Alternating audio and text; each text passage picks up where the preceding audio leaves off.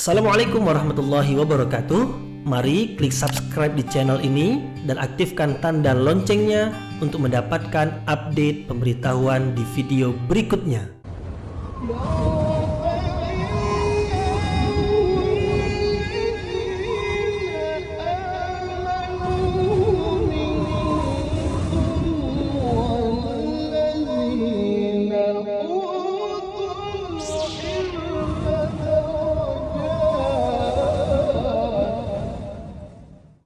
A'udzu billahi minasyaitonir rajim. Bismillahirrahmanirrahim. Assalamualaikum warahmatullahi wabarakatuh.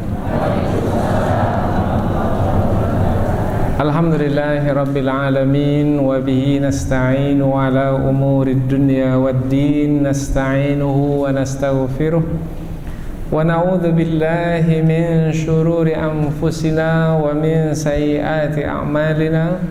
فمن يهده الله فلا مضل له ومن يضلل فلا هادي له أشهد أن لا إله إلا الله وحده لا شريك له وأشهد أن محمدا عبده ورسوله لا نبي بعده أما بعد. Kita bersyukur kepada Allah Subhanahu wa taala yang masih melimpahkan rahmat dan nikmat-Nya. Kita bersyukur dengan mengucapkan Alhamdulillahi Rabbil Alamin. Tidak lupa pula bersalawat kepada Rasulullah dengan mengucapkan Allahumma salli ala Sayyidina Muhammad wa ala ali Sayyidina Muhammad. Dan bersalam kepada Rasulullah dengan mengucapkan Assalamu alayka ya Rasulullah. Alhamdulillah, kita dapat kembali meneruskan pengajian tafsir ayat-ayat suci Al-Quran yang insyaAllah kita akan teruskan kepada ayat yang ke-83 dan 84 dari surah An-Nisa, yaitu masih lagi menerangkan tentang sikap atau perbuatan tercela orang-orang munafik. Di antara perbuatan tercela orang-orang munafik yaitu menyiarkan berita tentang perang yang dilancarkan, yang dilaksanakan oleh Rasulullah sallallahu alaihi wasallam. Mereka memberitakannya, menyebarluaskannya. Apa yang berlaku di medan perang mereka sebarluaskan. Tujuannya adalah untuk mengganggu suasana yang ada di tengah umat Islam, supaya umat Islam menjadi risau, supaya umat Islam menjadi gelisah, bahkan mungkin juga supaya umat Islam menjadi takut. Berita-berita dari orang-orang munafik tujuannya bukan untuk kebaikan, karena orang-orang munafik adalah orang-orang yang menyimpan kekufuran di dalam hati mereka. Sebelum ini telah diterangkan pula, mereka adalah orang-orang yang dengki kepada orang-orang beriman. Tetapi mereka tidak berani terus terang, tidak berani secara terang-terangan mendengki orang-orang beriman. Mereka mendengki dengan cara sembunyi-sembunyi. Nah, Allah Subhanahu wa taala melalui ayat ini menerangkan tentang itulah dia di antara perbuatan tercela orang-orang munafik. Maka jangan pedulikan. Jangan pedulikan berita yang disebarkan oleh orang-orang munafik tentang perang. Umpamanya apabila pada hari ini mungkin ada orang-orang munafik yang menyebarluaskan berita tentang perang yang dijalani oleh umat Islam di Palestina umpamanya, tentang perang yang dijalani oleh umat Islam di Syria umpamanya. Dan belum tentu lagi yang diberitakan itu adalah benar, karena mereka sendiri pun tidak berperang, mungkin saja melihat dari kejauhan atau dari tepi-tepi medan perang. Atau mungkin yang mereka sebarluaskan itu adalah memang berita bohong yang memang tujuannya adalah untuk menakut-nakuti umat Islam. Nah, apabila demikian keadaan berita yang disampaikan oleh orang-orang munafik, maka jangan pedulikan perbuatan orang-orang munafik yang menyebarluaskan berita tentang perang. Karena yang berhak untuk menyebarkan berita tentang perang, yang berhak untuk menyampaikan berita tentang perang adalah pemimpin perang umat Islam. Kalau pada masa dahulu pemimpin perang umat Islam adalah Rasulullah dan juga para sahabat yang utama. Maka orang-orang munafik sepatutnya bukan mereka yang menyebarluaskan berita tentang perang. Semestinya mereka mengembalikan penyebar luasan berita tentang perang itu kepada Rasulullah dan ulil amri. Ulil amri nanti kita akan terangkan, yaitu pemimpin-pemimpin perang yang telah dipilih oleh Rasulullah SAW. Nah, kemudian Allah memerintahkan Rasulullah supaya jangan pedulikan perbuatan orang-orang munafik, berpaling dari mereka, kemudian berperang di jalan Allah. Jangan pedulikan berita mereka, kemudian juga beri semangat orang-orang beriman untuk ikut berperang bersama. Kemudian insya Allah apabila mau berperang bersama-sama ikhlas karena Allah, sungguh-sungguh sebagai menjalankan perintah Allah, maka Allah akan bersama dengan orang-orang beriman dan Allah akan menolak serangan orang-orang kafir, serangan musuh, dan akan melemahkan mereka dan mengalahkan mereka. Dan Allah adalah amat kuat dan juga Allah adalah amat dahsyat di dalam menyiksa orang-orang yang memerangi umat Islam, karena mereka bukan hanya musuh umat Islam, tapi mereka juga adalah musuh Allah Subhanahu wa taala, musuh kebenaran. Jadi dari dua ayat yang akan kita pelajari ini menerangkan tentang jangan peduli dengan perbuatan orang-orang kafir yang menyebarluaskan berita tentang perang, mungkin tentang tentara Islam yang terluka, mungkin tentara Islam yang terdesak, mungkin banyak di antara tentara Islam yang terbunuh, yang tujuannya adalah untuk menakut-nakuti kita. Wah, ini kita pasti akan kalah ini. Jangan pedulikan berita mereka, karena berita dari orang-orang munafik belum tentu lagi benarnya. Bahkan mereka boleh jadi menyampaikan berita dusta. Di dalam Islam kita tidak dibenarkan untuk menerima berita begitu saja sehinggalah kita mengenal pasti berita itu benar atau tidak. Dan apabila kaitan dengan perang, maka hanya dari pemimpin perang sajalah yang kita terima.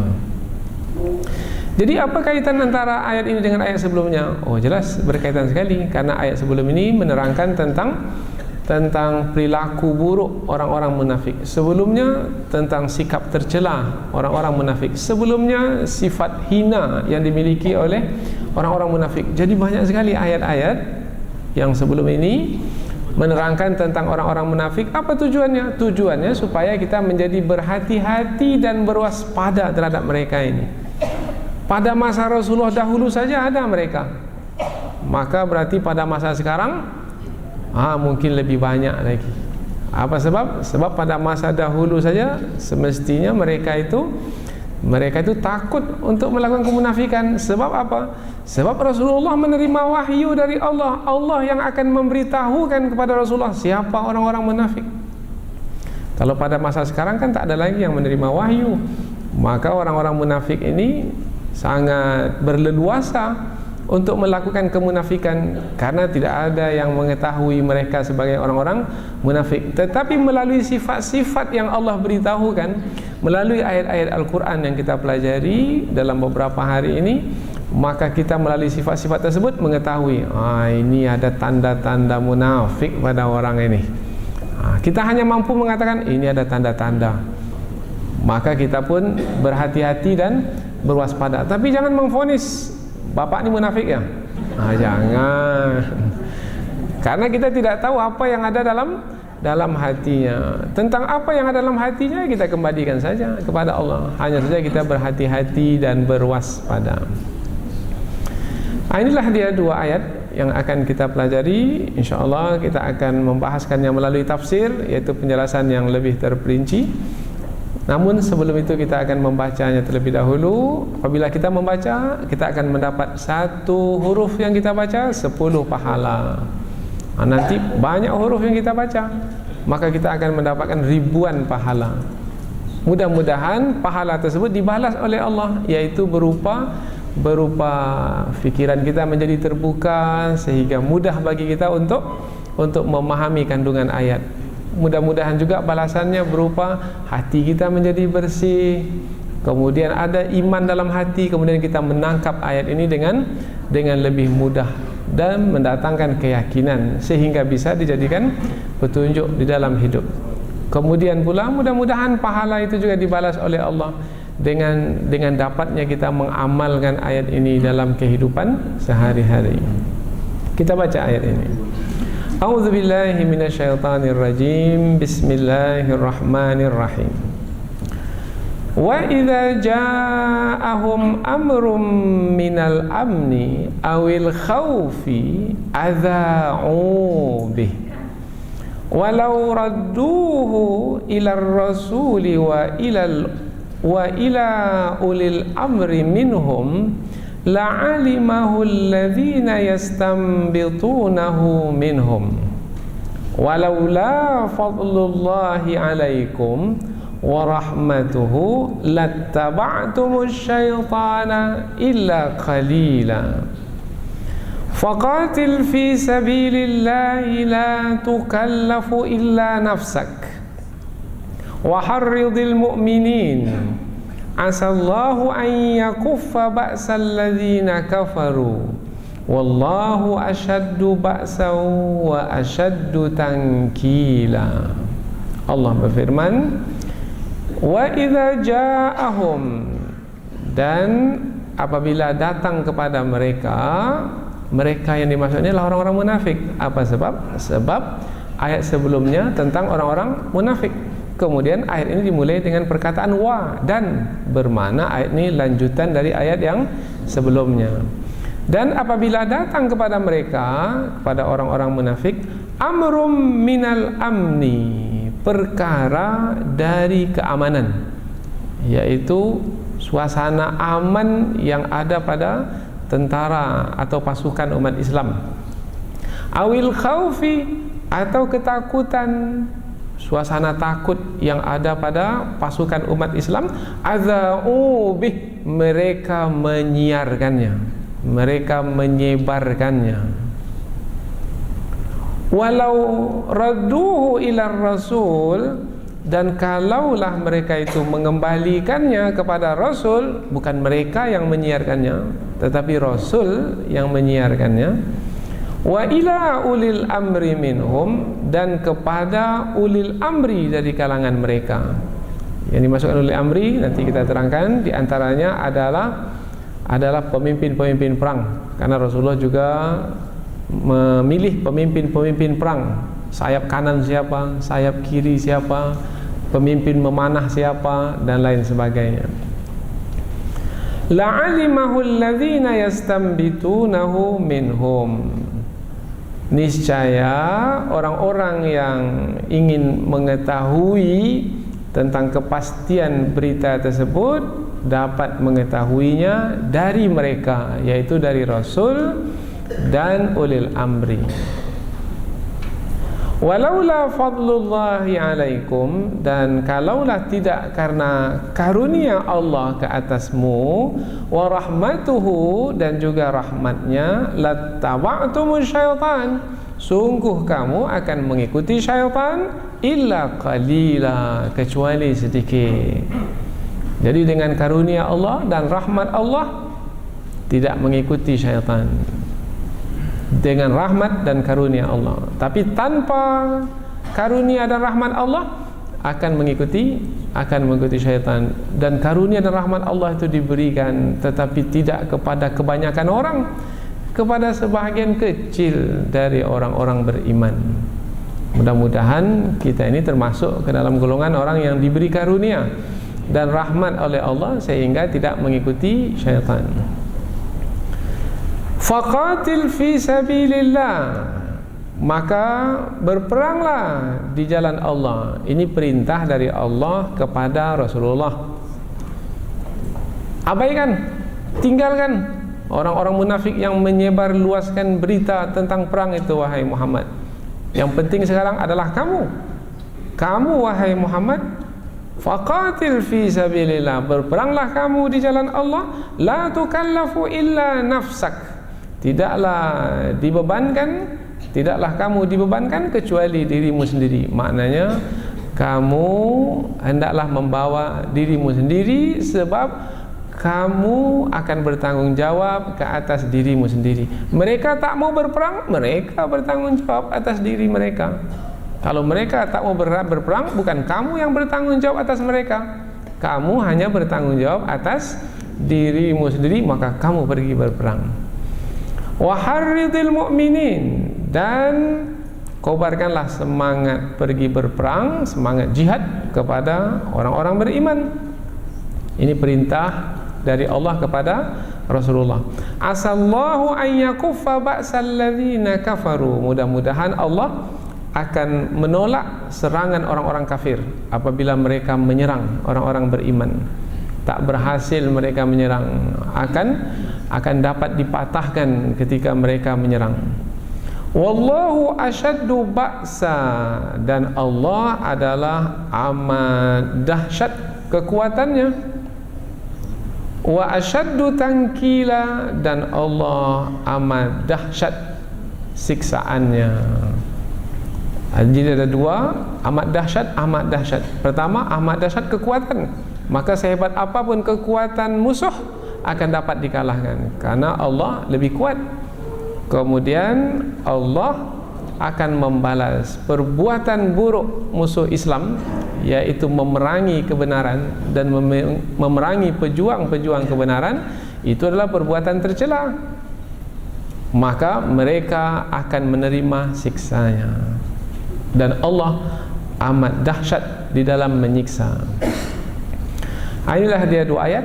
Kita akan terjemahkan ayat ini dari awal, kemudian kita berikan kesimpulan ringkas sekali lagi sebelum kita pindah ke tafsir yang lebih panjang.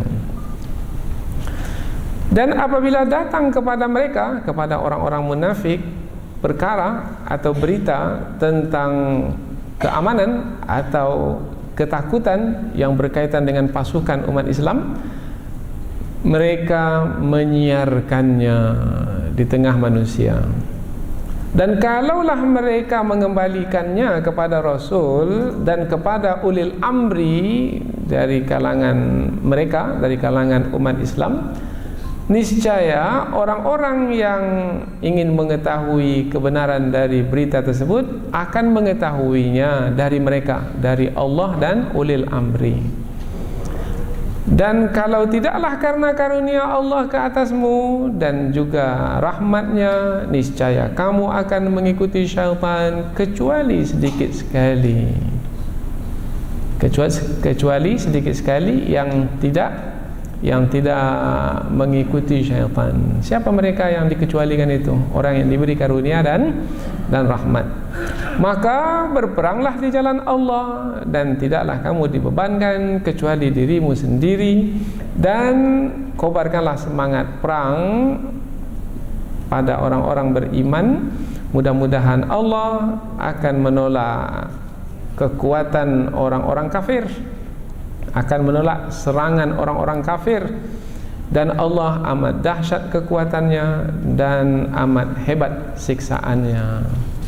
Jadi dua ayat ini adalah menerangkan tentang perbuatan tercela yang dilakukan oleh orang-orang munafik, yaitu menyebarluaskan berita tentang perang. Perang itu adalah siasat, perang itu adalah strategi. Banyak perkara perang yang tak boleh disebarluaskan. Ada perkara perang yang memang boleh disebarluaskan, tapi banyak perkara perang yang mesti disembunyikan, mesti disimpan. Sebab apabila diberitahukan, maka bisa menjadi maklumat, menjadi informasi bagi musuh, dan itu akan mendatangkan kemudaratan bagi umat Islam. Tetapi orang munafik pula menyebarluaskan. Nah, sepatutnya mereka tidak melakukan perbuatan tersebut. Apa sebab? Sebab yang berhak untuk menyampaikan berita tentang perang adalah pemimpin perang. Karena mereka yang lebih tahu tentang keadaan perang, kemudian mereka yang lebih tahu mana yang patut untuk disebarluaskan, mana yang tidak boleh disebarluaskan. Tetapi itulah dia orang munafik. Karena memang tujuannya adalah untuk merusak suasana di tengah umat Islam. Kepada siapa mereka sebarluaskan? Kepada umat Islam, dan mungkin juga kepada musuh. Nah, kalau kepada umat Islam, apa tujuannya? Untuk mendengki umat Islam, supaya umat Islam menjadi gelisah, menjadi risau. Ini bagaimana ini pasukan umat Islam yang berperang? Kemudian apabila terluka, nanti mereka menjadi susah hati. Nah, orang-orang kafir dari kalangan orang-orang munafik disebut orang-orang kafir, karena sebenarnya yang dalam hati mereka itu adalah kekufuran, dan Allah melihat kekufuran yang ada dalam hati. Allah tidak melihat apa yang mereka tunjukkan, Allah melihat apa yang mereka sembunyikan. Innallaha la yanzuru ila suwarikum walakin yanzuru ila qulubikum. Sesungguhnya Allah tidak melihat bentuk rupamu, tetapi Allah melihat apa yang ada dalam hatimu. Nah, yang dalam hati orang-orang munafik itu adalah kekufuran. Nah, sepatutnya orang-orang munafik tidak menyebarluaskan berita tentang perang. Tetapi memang tujuan mereka untuk merusak suasana yang ada di tengah umat Islam, supaya umat Islam menjadi kacau balau, supaya umat Islam terganggu dengan berita-berita perang. Nah, Allah Subhanahu wa taala memerintahkan Rasulnya, sudahlah, tinggalkan saja hal orang munafik itu. Apa yang mereka lakukan, biarkan saja, jangan pedulikan, jangan perhatikan, jangan hiraukan. Apa yang patut dibuat? Berperang di jalan Allah. Pertama dirimu, wahai Muhammad. Ini perintah dari Allah. Kalau pada masa sekarang ini, kita sendiri, masing-masing kita, kalau memang telah diwajibkan perang umpamanya, mana kita tahu kalau terjadi perang dengan musuh. Karena boleh jadi di akhir zaman akan terjadi perang besar, yaitu perang antara orang-orang beriman dengan orang-orang kafir. Kalau memang waktu itu telah tiba, maka siap-siap sajalah berperang. Takut? Tak, mau lari kemana? Tak ada lagi tempat lari, karena perang itu perang besar, yaitu orang-orang beriman dalam satu kumpulan, satu pasukan, dan orang-orang kafir dalam pasukan yang berikutnya. Hanya dua saja berhadap-hadapan, tak ada pasukan yang ketiga. Orang-orang kafir akan bersekutu sesama mereka, dan orang-orang beriman dengan keimanan mereka dalam satu pasukan. Dan Allah Subhanahu wa taala bersama dengan orang-orang beriman. Allah tidak akan biarkan orang-orang beriman diperangi, dilemahkan dan dikalahkan. Allah Subhanahu wa taala Maha Kuat. Allah akan menghalang serangan orang-orang kafir itu. Kemudian karena mereka dengan kekufuran mereka telah melakukan kerusakan, telah melakukan kejahatan, maka Allah Subhanahu wa taala akan membalas perbuatan mereka dengan siksaan dari sisinya. Inilah dia ringkasan dari dua ayat. Jadi orang-orang beriman tak semestinya takut untuk pergi berperang. Apa sebab? Sebab Allah bersama mereka.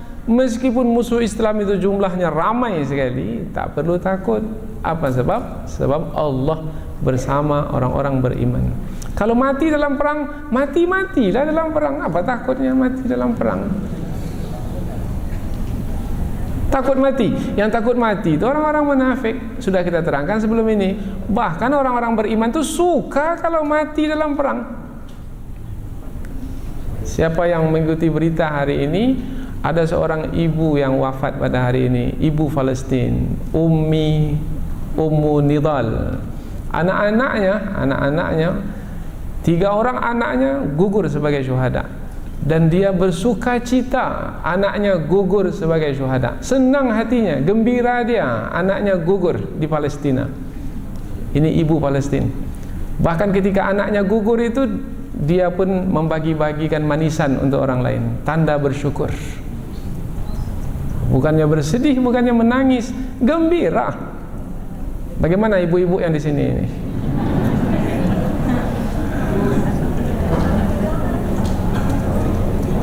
Tiga anaknya dipersembahkan untuk berperang di jalan Allah. Dan apakah kematiannya kematian seperti orang lain? Oh tidak, itu kematian yang tinggi nilainya. Dan sebenarnya mereka tidak mati, sebenarnya mereka hidup dan diberi rezeki oleh Allah. Dan mereka yang mati syahid akan dikumpulkan bersama para nabi dan rasul. Ulaika alladzina an'ama Allahu alaihim minan nabiyyin, bersama para nabi dan rasul, wasyuhada wassiddiqin wasyuhada'i wassalihin wa hasuna ulaika rafiqa. Nah, inilah dia ayat yang menerangkan tentang perbuatan orang munafik. Abaikan saja, jangan pedulikan. Yang penting berperang di jalan Allah. Mati syahid. Tidak mati, menang bermakna ia adalah kemenangan yang Allah berikan untuk memenangkan kebenaran, memperjuangkan agama, sehingga umat Islam tidak ditindas dan dianiaya. Sekarang kita akan pindah ke tafsir ayat, yaitu penjelasan yang lebih panjang dari ayat. Wa idza ja'ahum amrum minal amni awil khaufi adza'u bih. Nah, apabila kita jumpa perkataan wa di pangkal ayat bermakna lanjutan dari ayat yang sebelumnya. Maka apabila ada kata wa ini, maka ingat kembali apa yang telah diterangkan sebelum ini. Oh, tentang sifat-sifat orang munafik, tentang sikap-sikap tercela mereka, tentang perbuatan-perbuatan mereka yang tidak terpuji. Dan ini satu lagi, yaitu perbuatan mereka yang tidak terpuji adalah menyebarluaskan berita tentang perang. Apalagi pada hari ini lebih mudah menyebarluaskannya, yaitu melalui internet, melalui Facebook, melalui Twitter, melalui BlackBerry dan lain sebagainya. Telah dibunuh umpamanya, padahal belum dapat memastikan telah dibunuh atau tidak. Nah, maka jangan. Telah terluka, pastikan dulu betul terluka atau tidak. Telah ditangkap, betul tertangkap atau tidak. Maka jangan ikut-ikut menyebarluaskan sebelum kita mengetahui dengan pasti. Kalau memang juru bicara itu telah memberitahu, silahkanlah. Tetapi kalau belum lagi kita mendapatkan dari pemimpin perang, maka jangan menyebarluaskan. Nanti kembali pada diri kita juga.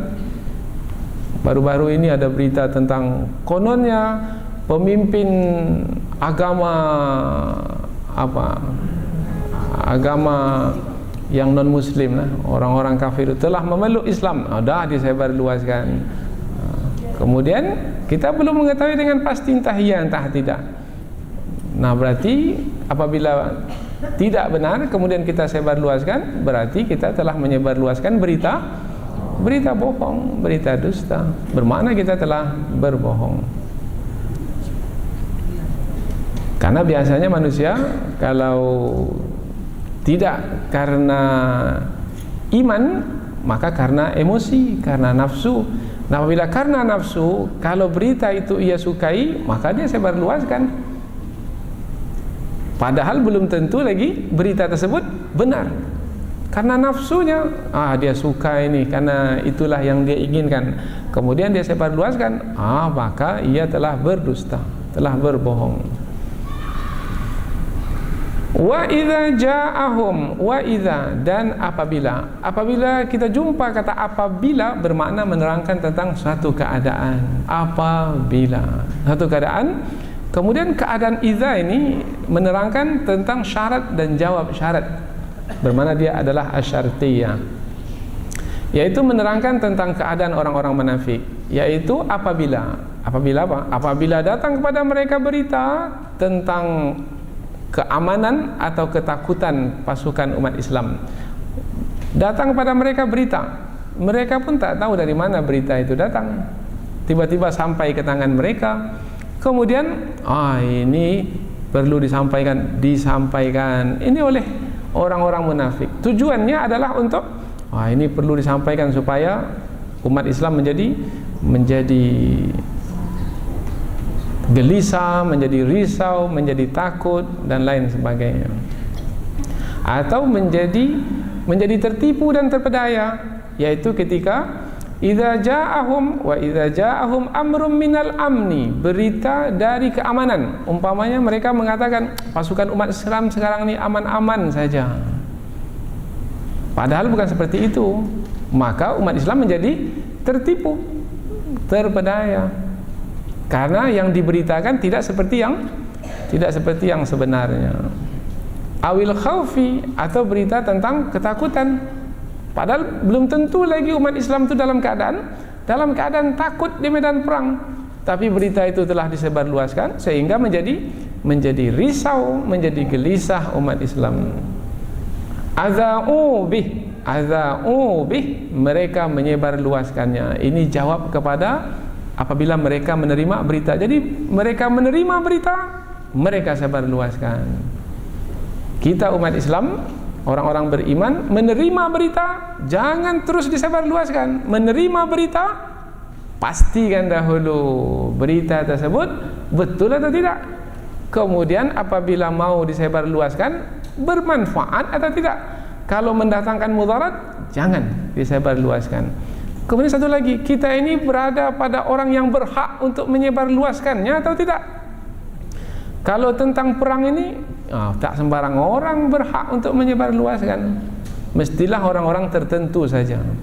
Dalam satu lembaga saja, tak semua orang boleh berbicara keluar. Ada juru bicaranya. Kan kita tahu kan, juru bicara. Kepolisian ada juru bicara. KPK ada juru bicaranya. Tentang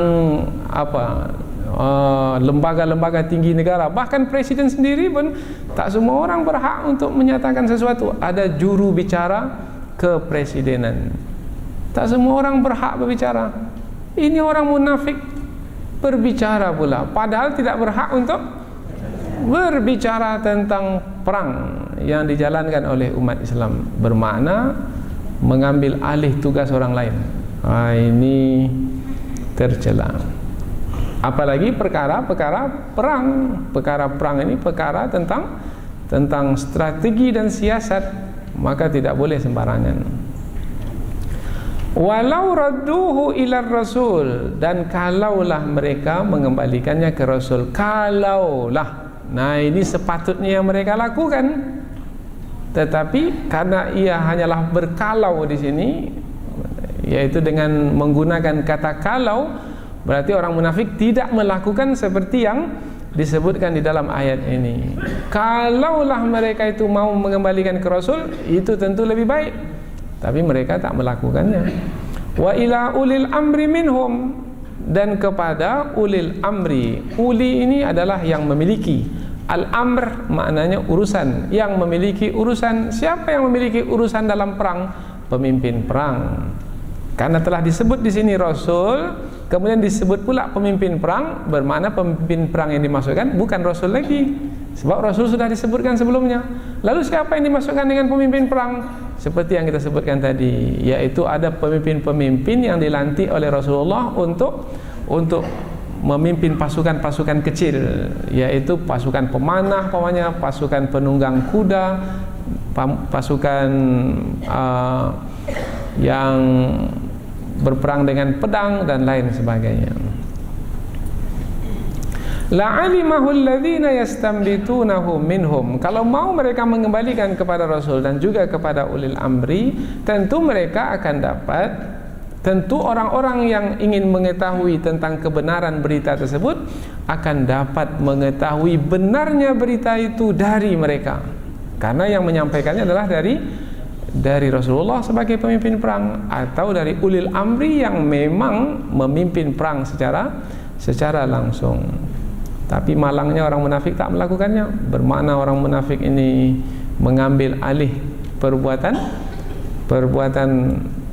orang lain. Ini tercela sekali. Bukan dia yang bertugas untuk menyebarluaskan, kemudian dia pula yang melakukannya. Walaula fadlullahi alaikum, dan kalau tidaklah karena karunia Allah ke atas kamu. Karunia sudah kita terangkan makna karunia di sini. Karunia itu pemberian Allah yang istimewa.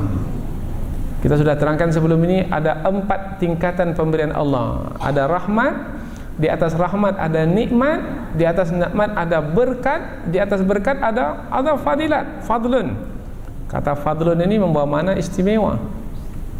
Hadza min fadli rabbi, ini adalah karunia dari Tuhanku. Ini dikatakan oleh Nabi Sulaiman ketika istana Ratu Balqis berpindah dari Yaman ke Palestina.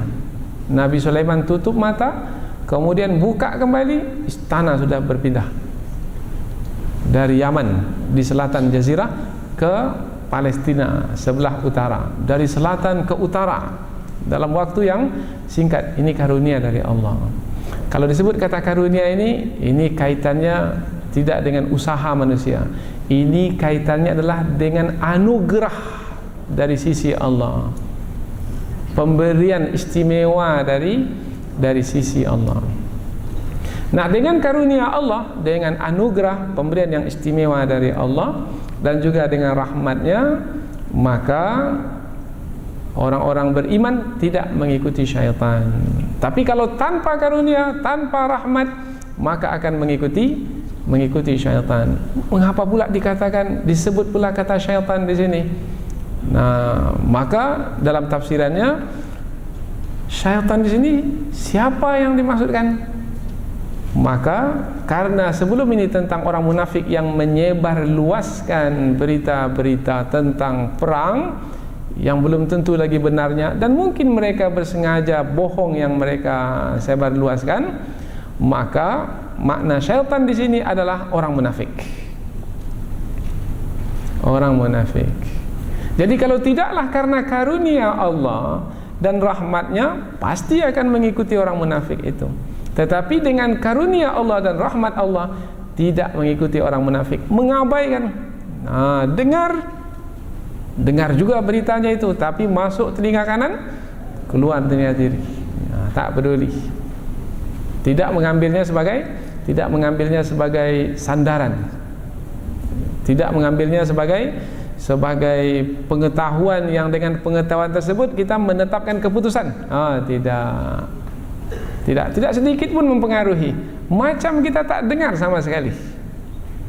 Kalau ada berita bohong, maka pada hari ini banyak sumber-sumber berita di dunia ini yang dimiliki oleh bukan hanya orang munafik, dimiliki oleh orang-orang kafir, oleh musuh Islam sendiri.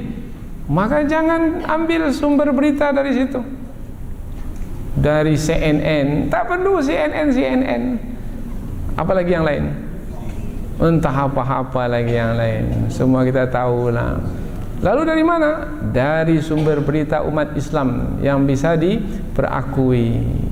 Nah, siapa yang kerjanya sebagai wartawan, tahulah dia mana ini yang dikelola oleh musuh, mana ini dikelola oleh umat Islam. Tapi banyak koran-koran kita ini mengambil beritanya dari musuh, dari Reuters.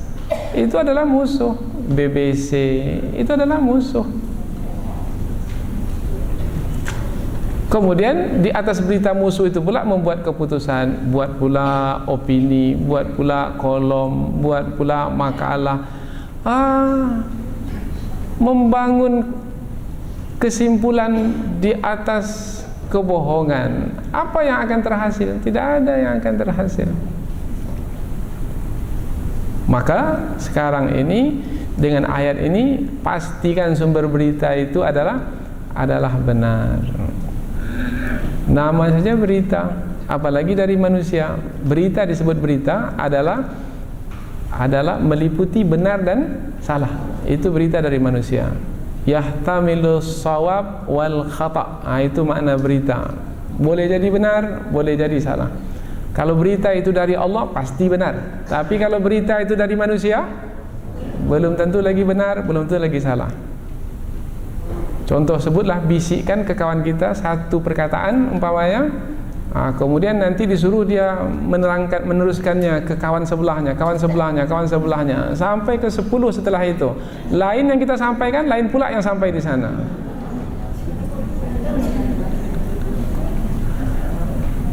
Panjangkanlah sedikit perkataan tersebut, maka lain yang kita sampaikan, lain yang sampai sana. Apa sebab? Itulah dia berita-berita yang disampaikan.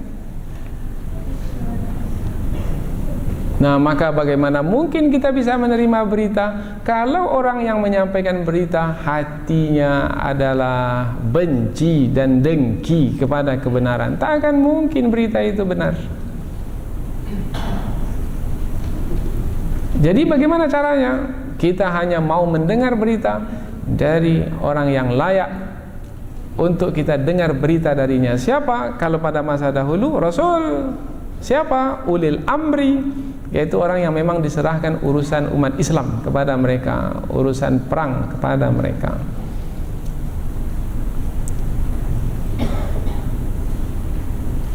Dan kalau tidaklah karena karunia Allah ke atas kamu dan juga rahmatnya, niscaya kamu akan mengikuti syaitan. Kalau sudah mengikuti syaitan, sudah, kita akan mendapatkan keburukan-keburukan. Makna mengikuti bermakna syaitan itu ada di hadapan. Sudah kita terangkan sebelum ini. Kalau syaitan di hadapan, maka kita akan dibawa kepada keburukan. Syaitan membawa kita kemana? Ke neraka. Allah membawa kita kemana? Ke syurga. Maka jangan ikuti syaitan, ikuti Allah Subhanahu wa taala, ikuti Rasulullah sallallahu alaihi wasallam. Illa qalila, kecuali sedikit. Nah, bermakna ketika disebut kata qalila, sedikit, ada sedikit yang ditolong, dilindungi, dipelihara oleh Allah sehingga tidak mengikuti syaitan. Jadi jangan ikut hukum mayoritas. Karena boleh jadi mayoritas itu, yang banyak itu adalah mengikuti syaitan. Maka pastikan mengikuti kebenaran, meskipun yang mengikuti kebenaran itu jumlahnya sangat sedikit sekali. Faqatil fi sabilillah, ayat berikutnya. Apabila demikian keadaan orang-orang munafik, tak bisa kita menerima berita yang mereka siarkan, maka jangan pedulikan mereka. Lalu apa yang mesti kita lakukan? Yang mesti kita lakukan adalah perkara penting. Perkara penting yang mesti kita lakukan adalah berperang di jalan Allah, bukan sibuk dengan mendengar berita dari orang-orang munafik. Apa gunanya mendengar berita? Habis umur dengar berita. Berita jam 1, berita jam 2, berita tengah malam. Buat apa mendengar berita dari orang munafik? Tidak ada manfaatnya, tidak akan menambah sesuatu, malah mengurangi, mungkin akan mengurangi pengetahuan yang ada pada kita. Kita menjadi ragu-ragu terhadap apa yang berlaku. Lalu lakukan perkara yang positif yang mendatangkan manfaat, dan sudah pasti manfaatnya, yaitu faqatil fi sabilillah, dan berperanglah di jalan Allah. Karena kita pernah dengar pada hari ini ada istilah penyesatan opini. Apa makna penyesatan opini ini? Maknanya mereka sampaikan apa yang mereka sampaikan, berita, sehingga terbangun opini, tapi opini yang telah disesatkan, sehingga yang benar jadi salah, bahkan yang salah itu pula jadi benar. Maka kita tidak bisa menerima berita begitu saja kalau kita tidak tahu dari mana datangnya. Kemudian kita sibukkan diri dengan perkara yang penting, perkara yang pokok, perkara yang utama, yaitu apabila pada masa perang, maka perkara yang pokok adalah berperang di jalan Allah. Faqatil fi sabilillah, dan berperanglah kamu wahai Muhammad di jalan Allah. Ini kepada Rasulullah dan juga kepada siapa saja, karena Rasulullah sebagai mewakili orang-orang beriman. La tukallafu illa nafsak, dan tidaklah kamu dibebankan melainkan dirimu sendiri. Maknanya perintah dari Allah bermakna kamu bertanggung jawab ke atas dirimu sendiri. Kalau kamu ikuti perintah Allah, maka beruntunglah. Apabila kamu tidak mengikuti perintah Allah, tidak mau menjalankannya, kamu yang akan tanggung sendiri. Mereka juga begitu. Mereka mau menjalankan perintah Allah, maka beruntunglah mereka. Mereka tak mau menjalankan perintah Allah, mereka sendiri yang akan menanggung. Kamu tidak, wahai Muhammad, kamu menanggung dirimu sendiri. Waharridil mu'minin, dan kobarkanlah semangat perang kepada orang-orang beriman. Apa yang dapat dilakukan oleh Rasulullah adalah mengobarkan semangat perang bagi orang-orang beriman. Berarti di sini orang yang berilmu, orang yang beriman, dan orang yang berjihad di jalan Allah apabila sanggup, apabila mampu, maka sebarkan juga semangat itu, jangan hanya pada kita, tetapi pada orang lain juga. Bagaimana cara mengobarkan semangat kepada orang-orang beriman? Kalau Rasulullah dahulu, seperti dalam hadis sahih riwayat Imam Muslim, Rasulullah bersabda, "Qumu ila jannatin arduhas samawati wal ard." Wahai sahabat-sahabatku sekalian, berdiri dan bersegeralah kamu ke surga yang luasnya seluas langit dan bumi. Disebut kata surga. Surga ini untuk mengobarkan semangat dalam berperang. Kalau sudah disebut surga, ngapain lagi berlambat-lambat di dunia ini? Apa sebab? Sebab surga itu akan diberikan kepada kita kenikmatannya, mala ainun ra'at wala udhunun sami'at wala khatara ala qalbil bashar. Kenikmatan surga itu tidak dapat dikatakan dengan kata-kata. Apa yang dipandang oleh manusia di muka bumi ini sebagai pandangan yang paling indah, maka dalam surga lebih indah lagi dari itu. Itu kira-kira maknanya. Jadi tak tergambarkan dan tak terfikirkan, tak terasakan, tak terdetik di hati manusia, karena begitu sempurnanya surga. Mau masuk surga? Berperang di jalan Allah. Itu makna hadis Nabi tadi. Tinggalkan keluarga, tinggalkan pekerjaan, berperang di jalan Allah. Ada seorang sahabat sedang makan roti, baru setengah roti itu dimakan, tinggal setengah lagi. Kemudian mendengar seruan jihad dari Rasulullah, dibuangnya rotinya itu, tidak diteruskannya. Ketika ditanya, wahai sahabat, kan tinggal setengah lagi, apa salahnya kamu habiskan saja? Saya tak mau roti yang sepotong itu yang menghalangku dari surga. Lihat, kita pula belum kawin lah. Allah, berjauhnya kita dengan para sahabat dahulu. Waharridil mu'minin, dan kobarkanlah semangat perang. Dengan apa Rasulullah mengobarkan semangat perang? Dengan surga. Asallahu ayyakuffa ba'sal ladzina kafaru. Mudah-mudahan Allah menghalang kekuatan orang-orang kafir yang menyerang. Jadi kalaupun orang kafir menyerang dengan kekuatan yang dahsyat, dihalang oleh Allah. Allah pula amat kuat. Kekuatan Allah dapat menghalang kekuatan orang-orang kafir dalam menyerang. Nah, berhasil mereka menyerang? Tidak. Apa sebab? Sebab Allah bersama dengan orang-orang beriman. Kalau sudah bersama dengan Allah, masih ada lagi alasan takut untuk berperang?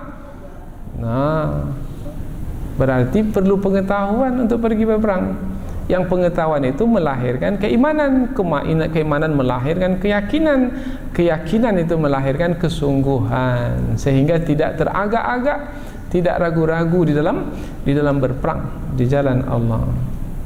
Jadi kalau Allah sudah bersama kita, bermakna kemenangan itu bersama kita. Tinggal lagi sekarang ini kita ini sebagai yang berusaha saja sebenarnya, bukan sebagai yang menentukan menang. Tidak, yang menentukan menang itu adalah Allah. Kita ini sebagai yang berusaha saja. Mau berusaha, beruntunglah kita. Mau mati, matilah selepas itu. Mau terluka, terlukalah. Mau dipenjara, penjaralah. Karena mau berusaha saja, itulah suatu keberuntungan. Bahkan dalam hadis Nabi disebutkan, kalau ditakdirkan mati syahid, kemudian masuk dalam surga, maka di dalam surga itu nanti ditempatkan di surga yang sangat tinggi sekali, yang memiliki 100 derajat.